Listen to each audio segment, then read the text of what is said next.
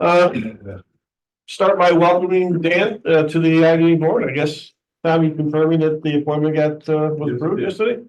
Very good. So we'll start with the minutes from our January 9th meeting. Anyone have any changes or corrections to make? If none, will someone make a motion to accept? Go. Is there a second to that, Greg? All in favor, say aye. Anyone opposed? Budget report is attached. On the revenue side, we received the annual administrative fee from CG Roxanne for the administrative fee is a $400 fee that we charge each year. Nexus Renewables paid us an additional $2,000 for signing that option extension. That was due us per the original agreement that we had with them. There was 2000 or 2005. Processing fee, wire fee. Gotcha. Those lawyers. Bankers. We had some interest earnings. We had to transfer almost $800 from our reserve fund to pay all of our bills. And we received the third installment from the City of Gloversville Water Board for the work that we did out at Tryon, that they agreed to contribute $25,000 toward with, well, we got that in five payments of $5,000. So that's payment number 3. On the expenditure side, we had salary and taxes. We had under other operating expenses, our annual meeting, the membership to the CRG, which was authorized at the last meeting. We had Town of Johnstown fire taxes, which was authorized at the last meeting, a monthly bill for work on the IDA website, and then our annual subscription to Zoom so that we could Zoom all these meetings. And then down below, we had out at Tryon, the Town of Johnstown fire tax, which again was authorized at the last meeting, and work at the wastewater pump station that had been previously authorized. Any questions on the budget report? David? So I'm looking at the lineup of revenue. Mm-hmm. How are we totaling $8,960 in revenue when we've got? I don't know. That's not correct. No. Okay. Just want to make sure my math skills hadn't suddenly left me. What I think Carol did was not include in the total the investment earnings. Yeah. Is I think what she did for the T-bills. Yeah. But I will check on that. Okay. Still not correct. Yeah, Yeah. still doesn't add. Okay. Yeah. I mean, when you take all those elements. I will have to check on that, and I will email everybody with a revised budget report. It looks like the expenditures line was transposed up to the revenues line. Mm-hmm. Match. Right. All right. Right here. My apologies. Other than that, any other questions on the budget report? Hearing none, would someone motion Dave? Have a second? Okay. All in favor, say aye. Any opposed? Audit committee, Joe? Yes. I looked at all the things sent to me a couple days ago by Carol, and I'm signing off on them now. So all the figures look good. Very good. CRG report, Mr. Green, the report is attached for everyone to look at. Yeah, it's a fairly short report because you're just like the IDA board, the first month you're going through changes on who's on what committees and that sort of thing, kind of planning for the upcoming year. A lot of stuff here, obviously centered around Gloversville, with the exception of the Johnstown, Commerce Park. But we have gotten our money in, we've closed on some things at the park, so things are looking really good as far as that's concerned. I don't know if anybody's been downtown Gloversville lately and see the building going up, but it's really going up Mhm. fast. I think this is the good weather we've had this winter. You know, beyond what the report that you got, I have to say that, a lot of our discussion this last time really revolved around two things, and it was really the need for power and the need for industrial sites. I think that's the two biggest issues that are coming up this year and how we're gonna tackle that. And obviously, you know, we need the IDA's assistance and, you know, working together on those two things will go a long way to push economic development forward. I think that's no secret to anybody, but, those seem to be the two biggest things. Agreed. So, Mr. Roll, anything from the Board of Supervisors? I have nothing from the board. That's the best report you've given. Okay, any questions of Warren or Tom? Thank you, gentlemen. It's nice to have a liaison. Under old business, Nexus Renewables, I had a call with them yesterday. They are working very closely with Innovative Industrial Properties to finalize terms and conditions of the easement that they need to cross their property as part of their proposed solar project out at Triumph. Wind Stanley, there's no report there. Going on page 3, the backup generator project out at, or excuse me, the wastewater pump station and the backup generator. I emailed everybody about the issues that were identified by Adirondack Septic when they went out there to replace the floats in the system. They found 2 issues. One, the floats. There's 3 floats out there. 2 of them don't trigger alarms that go back to the 911 center that would alert folks that there's a problem there. And then secondly, they saw when the pumps shut off, they were seeing wastewater flowing back into the tank, indicating that the check valves that are in the lines were not functioning properly. And so the recommendation was made and to replace those. I sent everybody the information about that. Everybody responded back saying, well, to go ahead and perform, authorize the work. Can I just ask a question? Yes, sir. A quick question. I kind of lost track between the last time I was here as a supervisor and now with everything that went on at the end of the year and everything. With the Wind Stanley, I know that last time I was here, you folks were talking about renegotiating a contract with them, and I believe that went through. What's the status of everything now? We have, we've converted the purchase and sale agreement into an option agreement. So they had the property optioned for 2024 and 2025. Okay. Okay. Okay, yeah, I just didn't, I want to say that. Thanks. And so this work, based upon the responses I received from everyone's emails, this emergency work has been authorized and the Adirondack Septic has ordered the materials. They got one part that they're waiting to receive, and then it will get the work completed.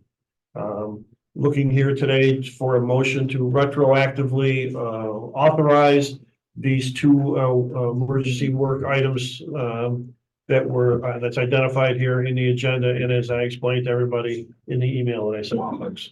I'll make that motion, Jim. Thank you, Mike. I'll second. So, any further discussion? Any further questions? All in favor, say aye. Aye. Anyone opposed? Moving on to new business, 2024 goals. This is what was discussed at your last meeting, that there would be 6 goals to pursue for this year. Continue board training, continue to look for shovel-ready sites, as Warren just discussed. List the Crossroads Business Park for housing with a realtor, which we're going to discuss later in the agenda. Participate in the preparation of the county's economic development strategy. Hire a grant writer to obtain grants and hold a meeting between the CRG and IDA boards. Is there anything else any changes, any additions, any deletions that you would like to make to that list of goals for 2024? If not, would someone make a motion to formally adopt these as our goals for 2024? Dave? Jim, Mike? Any further discussion? All in favor, say aye. Anyone opposed? No action needed today on our, on T-bills, but just wanted to keep, out there in front of everybody of where we are and when the expiration dates, are for the 5 T-bills that we have. Next item, YMCA bonds.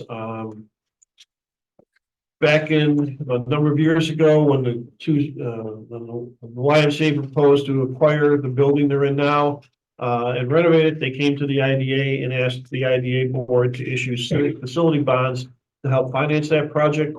We've done, the IDA did that, received, we talked about this at the last meeting, that the YMCA has been discussing with NBT Bank about modifying the terms of these bonds by agreeing to have 18 months of interest-only payments be made, with those 18 months of principal payments to become payable and due at the termination of the bonds in a number of years from now. Attached to your agenda is a multiple page resolution. If you go to the final page of that document, this is the formal letter from the YMCA to the IDA board, asking for the modification, and as it's explained in that first paragraph exactly what it is they are requesting. I ran all this by Kara. Kara suggested that this go to bond counsel, so I reached out to Joe Scott from Hudson Russ, who served as our bond counsel for this bond transaction back in 2008. Hudson Russ developed this resolution, and in it, they are, this would authorize these modifications. In there, Chris Canada, who is the counsel who I worked with on this, wanted to point out in particular that the resolution contains language relating to the bond being possibly reissued as a result of this modification. This relates to the concept that certain modifications to tax-exempt bonds, if material enough, trigger a reissuance under federal tax law. So he set the resolution up to provide that if the modifications do result in a reissuance, the execution of the required documents by the EA would be authorized by this resolution. So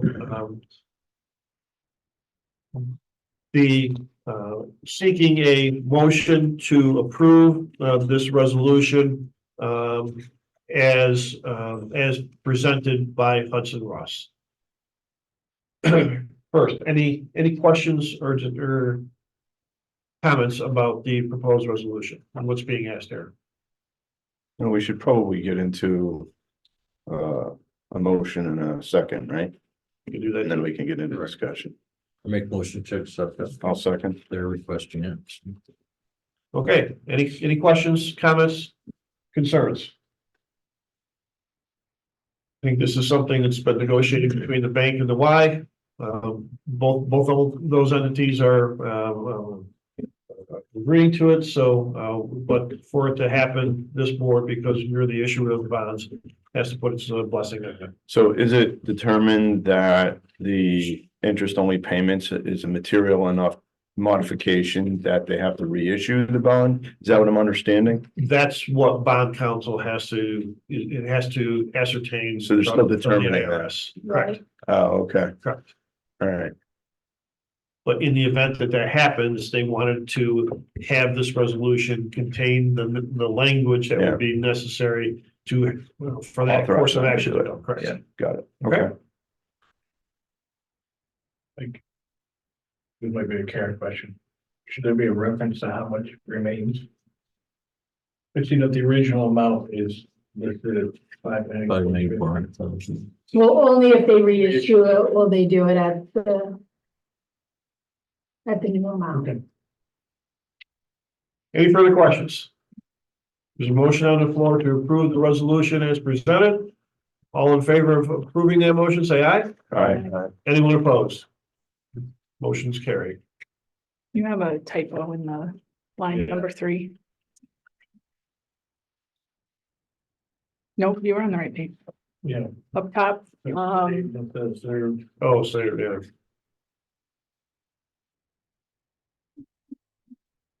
Spell check. Please do that It's a long word. up. Okay, next item, our ST-62 form each year. We are required to file, this form with, New York State. It's attached to your agenda.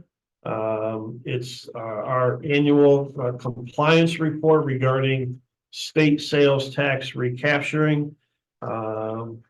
And I need authorization for the chairman to sign this so that we can get it submitted by the end of March, as we are required to do. Will someone be willing to make a motion to authorize the chairman to have this? Greg? Is there a second to that? Joe. I will.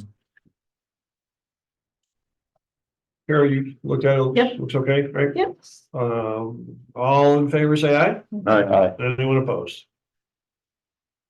Okay, moving on to the Crossroads Business Park, as we discussed, recent meetings. City of Gloversville has revised their zoning for the park to allow various types of housing to go in there. This board said, let's go get proposals from 2 realtors to list the property for sale for housing purposes. We requested proposals from both Howard Hanna and Caldwell Banker. We received a proposal from Howard Hanna to market that one section of the park for housing. I distributed that proposal to everyone some time ago. The last 4 pages of your agenda represents the is the proposal, so you have it attached to the agenda. In essence, I've had several conversations with Colleen DeCristofaro regarding what she envisions happening here. What we discussed was basically putting together 2 concept plans for the site. Scott, could you pull up on the screen the Crossroads Business Park? Yeah. Okay. If you recall, when we discussed looking at the park, and when we discussed the park,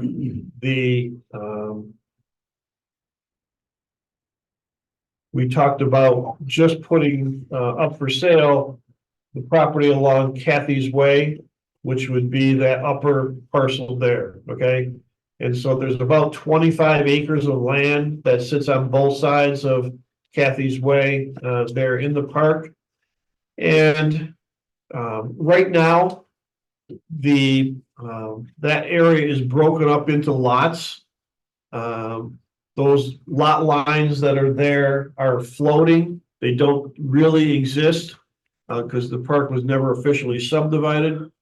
But they could represent potential lots for single-family homes.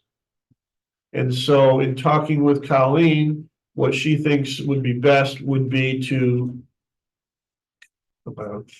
list the property that way, showing lots, and the concept being you can have individual lots and have single-family homes on there. The other concept would be to eliminate the lot lines and say, you've got this 25-acre tract of land, You lay it out the way you want to lay it out.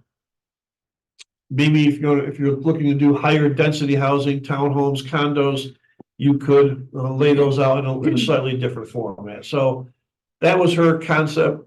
Howard Hanna, would put together all the marketing materials themselves. They have a group down in their Albany office that does this. They would look to put up a large sign out on the road, and then that sign would have these two concept plans shown. And so what Howard Hanna has submitted to us is a listing agreement whereby they would agree to list this 25 acre tract of land, market it. Colleen would send it out directly to a number of developers that they have relationships with. And the agreement would be for 1 year. Howard Hanna's fee is 6%. And so if we were to move to a sale, they would get 6% of that sale. That's a fairly standard fee. So that's what's on the table is a motion to authorize the chairman to execute this listing agreement. I sent the agreement to Kara. Kara, this is fairly standard a form of agreement that is utilized. So questions? I need to also say the second item on this agenda item, just let me explain it first. For us to sell this property, we are going to need to have an appraisal done. And likewise, for Howard Hanna to list this at, we need to have an appraisal done to establish an asking price. So if we're going to go with Howard Hanna and list this property, we on a parallel path need to have an appraisal done so that we can get a number to give to Howard Hanna's that has some basis behind us instead of us, grasping in the air for an asking price for this property. And then if we're going to sell it for ABO requirements, we're going to need to have an appraisal done anyways. So there's going to be two actions here that I'm going to ask you to take. One would be to authorize executing the listing agreement, and the second would be to authorize having an appraisal done. Yes, sir. Question. So in the map that was called up, 25 acres is only that land around not Sal Andrea Drive, but the other spur. Or that one. Scott, can you go to the ID's website and pull up the Crossroads Business Park map? And you said there's no lot lines there currently. Other than Epimed and the bank. Okay. Or the hospital. The hospital. Because they purchased the property. Right, okay. Scott broke the website. That's good for it. That's a little slow today. Well, I'm fast now. There we go. So lot 9 seems quite large for a single family. Yes, and what we're talking about is breaking this one into several lots potentially, okay? But it's this right here. Mhm. 1, 2, 3, 4, 5, 6, 7, 8, 9, okay? Those 9 lots comprise about the 25 acres. But because, again, the concept would be this would be if someone thinks they want to develop, single family residential, that's their concept.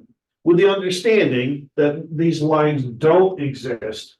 So if somebody wanted to come in here and create 2 lots here, they could do that. It would be up to them, but this is just to illustrate that there's an opportunity here to use this for single family. Conversely, if you want to go in there and put in higher density residential, they can certainly do that too. The pond, is that stormwater for the entire development? So should it be included as? We'd have to reserve that out. The Okay, city of Gloversville Yeah, that's what I to figured. operate and maintain, correct? And that's, when I say 25, there's actually 26 plus acres there. took out about an acre and a half, they called it 25 Gotcha. to reserve that. This is residential only, all right? I'm not sure, Residential, residential, Right. but residential only? no, Okay, no, Crossroads Business Park is still zoned for all of the original uses. right. No, I'm talking about just the 25 acres you're talking about. Still zoned that way, but they've added some additional uses that are allowed. They've added zoning as an allowable, or excuse me, housing as an allowable use. Okay, But it's, if somebody came in here today and wanted to put up businesses up there, another Repamed or something? they could certainly do that still. Someone want to put a retail location in that first lot Yep, at the entrance. you could do that too. So again, all of the uses that were previously allowed Are still. are still allowed. Now we just added housing, Okay, okay? okay.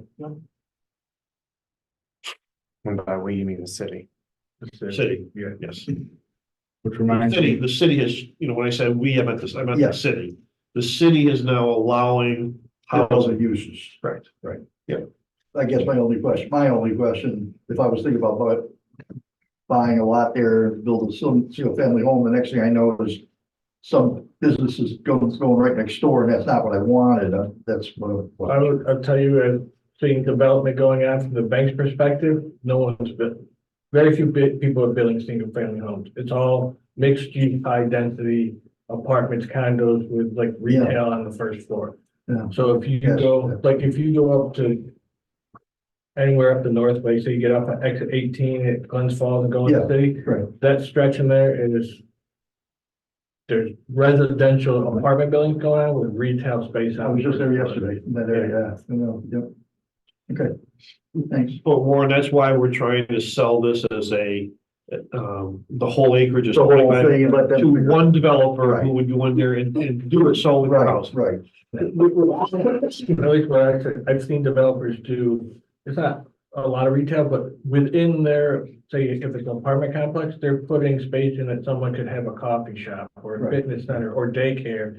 So that all that stuff could be at one location, and then the developers think that makes it more attractive because you've got, especially, there's so many lack of daycare. Like if you have daycare right in your community, No, that makes a lot of it sense. makes a lot of sense, yeah. Make the space doesn't mean you can make the program. That's true. You're 100%. You're probably gonna have a coffee shop. Yeah. For 6 months. Okay. Have a proposal motion. I'm looking for a motion to I'll make the authorize, Dave? Authorize the chairman to sign this listing agreement. Is there a second to that motion? I'll second. Yeah. Man, Get in there, Dan.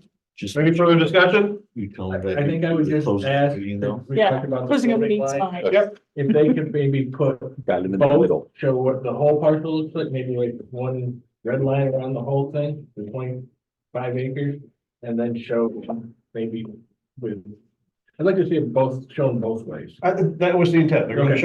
show, two of them. Okay. They're gonna have two separate site plans, so. Okay. Any further discussion? All in favor, say aye. Aye. Anyone opposed? Okay, for the appraisal. I. Excuse me here. Losing my voice. I received a quote from CBRE to prepare an appraisal. They have two, we've used CBRE before, particularly out at Triad. They have a restricted report, which is kind of a limited appraisal, and then there's the full appraisal that they do. The restricted one we've used in the past, and it's kind of served the purpose. But it would be your choice which one you wish to do. Obviously, one's more expensive than the other. It's just the level of effort. But so I'm looking for a motion to authorize CBRE to prepare an appraisal at a cost not to exceed whichever one you're comfortable with doing. Would the ABO accept the restricted report or something? Or should we go full blown, that way we have no recourse with them? I mean, it's not truly defined as in the statute as far as it just references appraisal. So, you know, as long as we have some documentation that reflects the sale, the market value. I think for the premium, and the full appraisal, we just do the full appraisal. I mean, I don't think it's saving really all that much. Is that a motion? Sure. We do a full appraisal at a cost not to exceed 5,500. Motion by Dave, second to that motion. I'll second. Any further discussion? All in favor, say aye. All right. Anyone opposed? Moving on, other business, Mohawk Valley Brownfields Developer Summit. Two questions here. One, sponsorship opportunities. And second is, does anyone wish to go to the meeting? Dave has expressed an interest in going. Scott has already registered. Is there anyone else has an interest in attending? I'm already registered. You're already registered. Okay, I think Carol took care of it yesterday. yes. We're gonna, I just waited till, I wanted to wait till today. We're gonna take care of that today. Oh, okay. By the dates are kind of April. April 23rd, 24th. That might count. I would like to go. It won't happen. Put me down. My wife's birthday, the 24th. I think I better be, I'd like to attend too. Okay, great. yeah. All right, I will register all three of you. Now, with the other thing is with sponsorship opportunities. You've expressed an interest in potentially doing this. We have sponsorship opportunities starting at $500 upwards to $5,000. And for like an assessment sponsor of $1,000, you get seating for up to 2 guests at this. So two registrations would be covered by that. Each ticket is, I think, $75. I think is the cost. But it also said in the invite, if you're on a public board, it's free. Oh, it is. But I haven't gone that far yet. So, but again, would the board like to become a sponsor here? You have a break sponsor for $500, a inventory sponsor for $500, an assessment sponsor for $1,000, redevelopment sponsor for $2,500, lunch sponsor for $2,500, or a breakfast sponsor for $1,500. What do we budget for that? We budgeted something for that. We put dollars in the budget.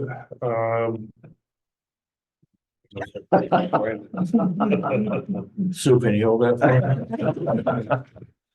How much did we put in there? Let's see it. Sponsorship, $5,000.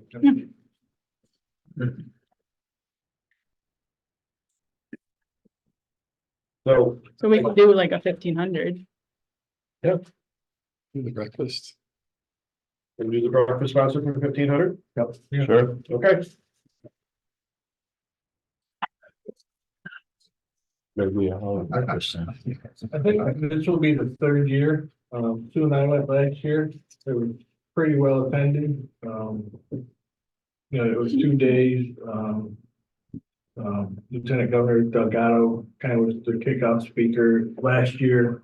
There's representatives from the EPA, IDA. They have people speak that have developed projects in these locations. So some good information.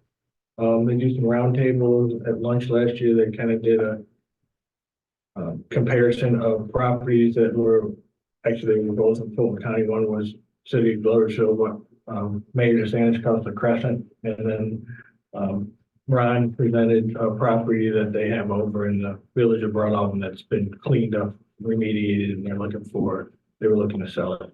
So. Good. You do a motion for the breakfast sponsorship, please. Motion. Thank you, Greg. Is I'll there a second. So I'd like to have this, since we're authorizing expenditure, I'd like to have this on the record. So all in favor, say aye. Anyone opposed? Good. Okay, so we'll get those folks registered, and we will send them a check for $1,500 to be the breakfast sponsor. Moving on to board training key reporting dates. I've put this together.